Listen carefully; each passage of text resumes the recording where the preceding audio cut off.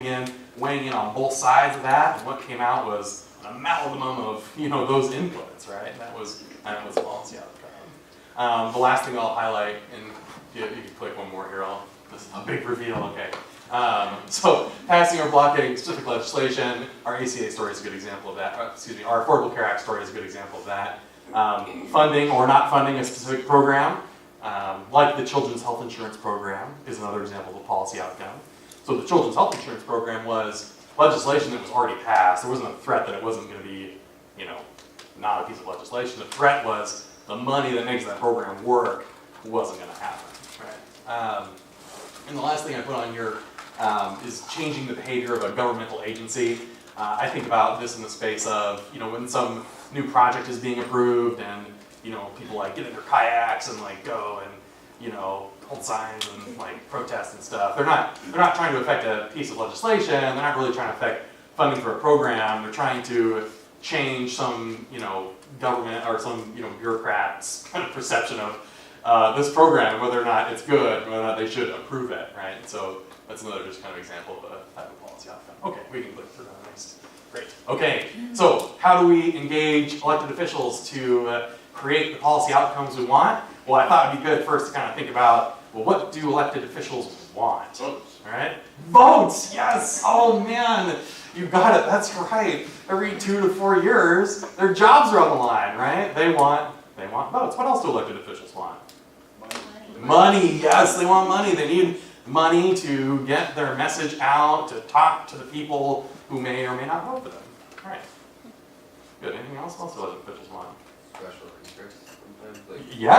Yes, they do. Yes, they want, I would say, yes. They want to be seen as representing large constituent interests in their district, right? They want people to feel like, they rep for big groups that care about these policy outcomes. Good, okay. Anything else? Yeah? Statistics. Yeah, data, right, absolutely. Understanding how to make good policy and understanding how to make good policy that their constituents like them for making, right? Absolutely. Okay, we can click through here on this next one. Okay, boom, man, you guys got it. I mean, yeah, that's all the things. I just threw in good press coverage here because, that's a thing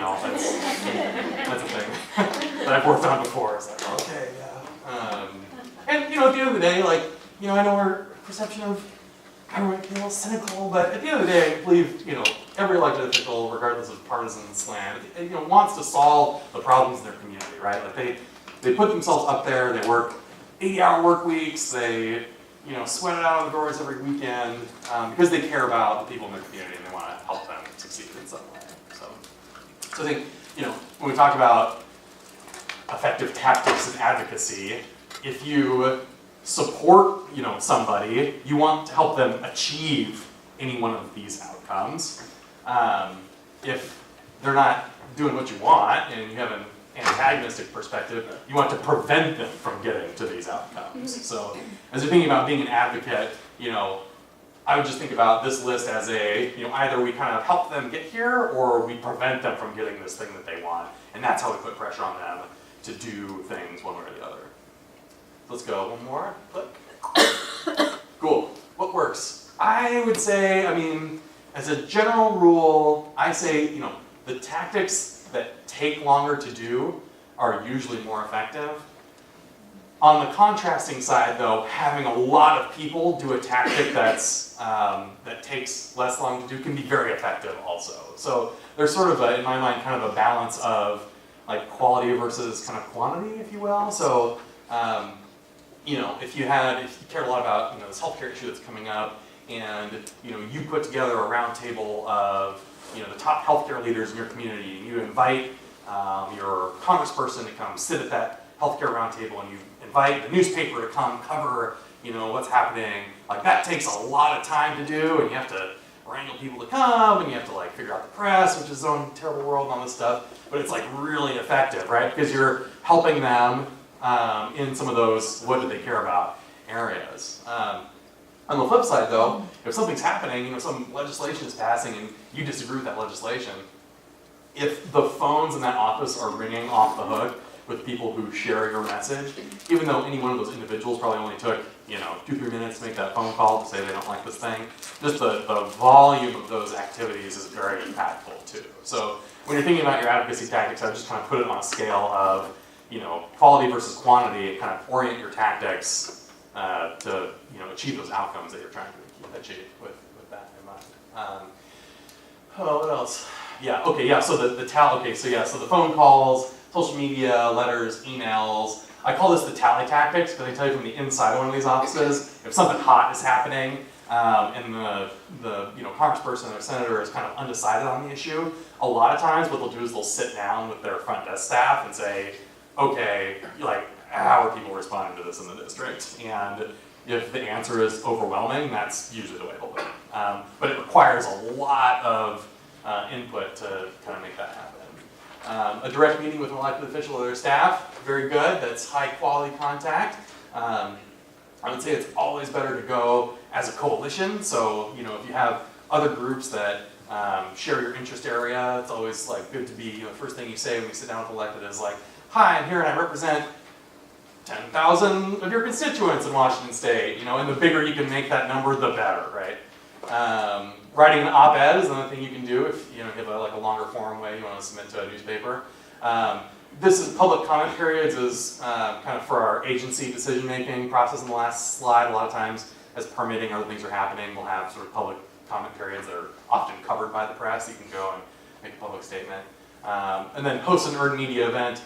This is kind of what we just talked about. If you're going to get a roundtable people together, invite a press person to come in and document what happens. Don't be afraid of the press; they're actually okay. Getting them is hard sometimes, but if you have a compelling story to tell, they'll usually show up. So, okay, let's see. Next slide. Okay, that's pretty much it. Questions? Yes. Well, I was just curious, who is?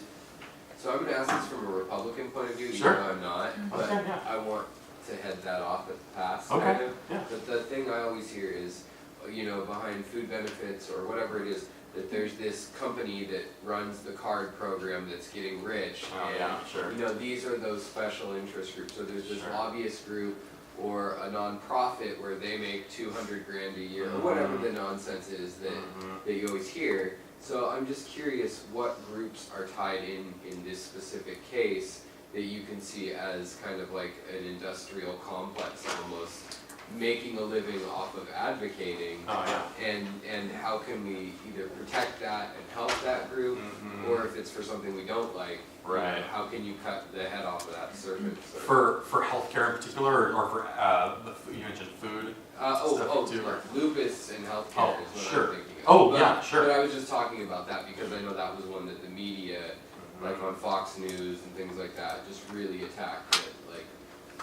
Every dollar spent, they get 5 cents of or something. Sure. And that's a third party company. Yeah. So I was just curious, Yeah. in this world of advocating, is there someone who stands to benefit outside of, who stands to make money? Oh, And sure. Who is that? Yeah. Obviously drug companies and things like that too. Insurance companies, Yeah, pharmacy exactly. benefit managers, Okay. wholesalers, retailers, pharmacists. But are there anybody. any unions you would target or, lobbyist groups that you would go straight to that really? I think it's really, so that's a great point, yeah. And those special interests all have their own kind of, when you go to a public official and you're going with one of those interests, there's probably a perception about the outcome you're trying to create. Sure. But if you work with your great warm and fuzzy local research institutions that are doing good work and helping to find the next generation of cures, like Benaroya or University of Washington or Fred Hutch or any of the other kind of grant recipient organizations, I would say those are good, or I should say better kind of messaging umbrellas to kind of Sure. go under. Does that help a little bit? Yeah, I'm just kind of wondering who to go after. Yeah. Yeah. I mean, this is a good conversation because there's certainly a financial incentive built into our system of research and development that incentivizes companies to pursue cures and outcomes. I think something like 60% of the world's, I'm going to really misquote the statistic, but it's a vast majority. I think it's like 60% of the patents in the world that happen in like the research, like life sciences space come out of the United States. And that's because we do have there's a financial incentive for them to succeed. Part of that is because it can take up to 15 years. Dr. Lupus talking about kind of the timeline from research bench as we're looking at dyes and to you being able to go to a pharmacy and buy a pill over the counter. It can take about 15 years for that process to conclude and average $1.5–2 billion in investment over the course of that time. And then about 90% of those attempts fail somewhere in the process. So that clinical trial that we're working on right now, you might get past your your mouse trials and you're all good, but then you might try it in some other space and it's like, oh, actually this is really dangerous. But we still have to spend 5 to 10 years getting here, but now we have to stop this development. So yes, go ahead. In regard to advocacy for the Lupus Foundation, we're focused on two primary things. One is advocating for more money for research so we can develop these cures.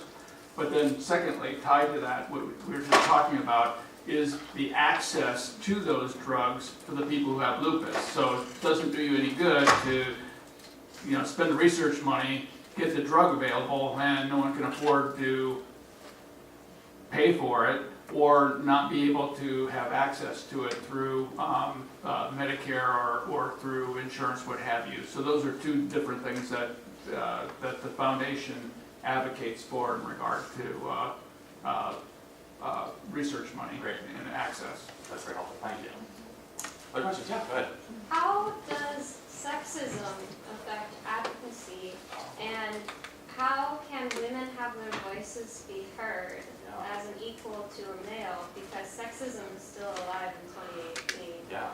And my voice doesn't necessarily carry the same weight as someone of the opposite gender as I. Good question. I think there has been, or I've seen in the past couple of, a year to the past couple of months, a lot of organizations are really focused on elevating the voices of women. The Me Too movement, the Purple Campaign, there are a couple of groups that are doing public awareness campaigns and advocacy campaigns around that specific issue. I will say, I'm not sure if I've seen a campaign that's focused specifically on elevating the voices of women in the context of healthcare access in the way that you're talking about. But to access a community of people who are focused on this issue and probably would be amenable to more specific conversations around that, I would say either Me Too or the Purple Campaign. If you want a contact or two after class here, I'm happy to help with that too. Yeah. Yes, go ahead. Lupus needs something like the ice bucket challenge. Do you have any ideas to raise awareness? There's far fewer people with Lou Gehrig's disease, but everybody knows about it because of the ice bucket challenge. Yeah. So could you contribute to us a good idea that we could do? Okay. It'll go viral very quickly. What is the Lupus ice bucket challenge? Well, what I will say is that all of these social media platforms are, we've seen kind of the downside of this recently, but for the most part, they elevate messages that are repeated or retweeted or that have a lot of engagement one way or the other. So, I would think a couple things. One, because we talked about effective advocacy tactics, and we know something like a repost or retweet, etc., it's probably only going to be effective if you have a lot of people doing it, right? So the first thing I would do is if you're thinking about like a larger awareness effort, I try to find other organizations that will help with you on that. Maybe you have a hashtag that's specific to lupus research, but there's a greater hashtag that kind of encompasses research funding more generally. Does everybody know what a hashtag is? Sorry, is that kind of okay? So a hashtag is in Twitter in that platform, and on social media I'm like that's exhausting, but you have to know how it works kind of a little bit. So a hashtag is a way that people bind messages to each other regardless of their content. So you can have a perspective on an issue, and if there's a conversation going on about that issue, that conversation usually has a demarcation, and the way you kind of make your message in that conversation flow is by going, pound sign and then some, series of something, like research now or whatever it is. So anyway, so I would recommend finding, a larger community. I would recommend coordinating on a specific day or time when you're going to start to communicate about that issue. Because the other thing about these platforms is that it's all time sensitive. If you have, 100,000 people tweeting about your issue, if they tweet over the course of, I don't know, 2 weeks or 3 weeks, it's less effective than if they're all going at once. Because those little, AI robots in that little thing kind of know that, all these people care about this, so I'm going to make this seem more, and then the more people tweet it, the more it gets posted, and on and on and on. So I would say whatever it is, maybe find a broader community to help with that effort. Make sure that your timing is kind of happens at one time, and then, comedy wins, frankly, right? So that's why, watching 100 videos of people dumping ice water on their heads is it's just something in us that just is like, ha, I like this. That would be my recommendation. That's where it started. Sorry, go ahead. Question back. I was just going to ask, in your experience, how do you work at a balance between advocacy and having the right ideas? Because sometimes there's a movement or a direction in something, and a lot of people get involved and excited about it. Yeah. But maybe the good ideas are quiet and people don't, they're advocating for one idea, but there may be a better idea, that they should be advocating for. How do you take that other idea and instill it into the movement? Yeah. Because everybody's excited and trying to push for something. Yeah. And they kind of lose the picture of the conversation. Yeah. I think the first thing you need to do is show up to whatever that bigger thing is that's going on. I think, trying to, if there's something large happening, the budget stuff, budget negotiations are happening, you want to own some communication space in that budget discussion around research funding, right? But there's probably a lot of groups that care about outcomes of the budget for one reason or another. So the first thing is to do is to capture or try to build a community around that larger conversation, or know who the people are in that space. And the second thing to do is to educate them about your issue in